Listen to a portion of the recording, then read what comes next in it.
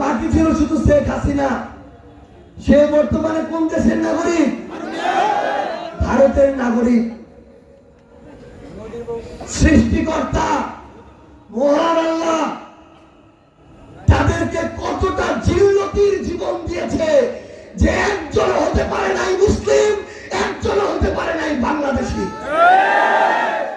কোন পরিবার নিয়ে কথা বলতে চাই নাই, কিন্তু শুধু এইটুকু বলা দরকার ছিল যে তারা কত বড় পাপী, তারা কত বড় খুনি, কত বড় জুলুমকারী, কত বড় হত্যাকারী, যে তাদের একজনকেও এই মাটির জন্য, দেশের জন্য, নিজের ধর্মের জন্য, নিজের একজন মুসলিম হিসাবে আল্লাহ তাআলা তাদেরকে কবুল করে নাই।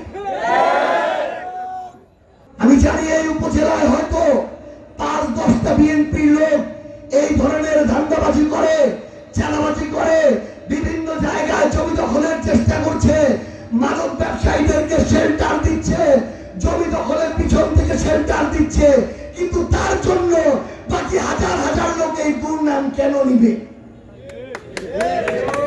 আমরা বিএনপির ভাইদেরকে বলতে চাই, ক্ষমতায় আজকে আছেন, কালকে নাই, কিন্তু মনে রাখবেন আপনার সন্তানটা যে স্কুলে যায় ওই স্কুলে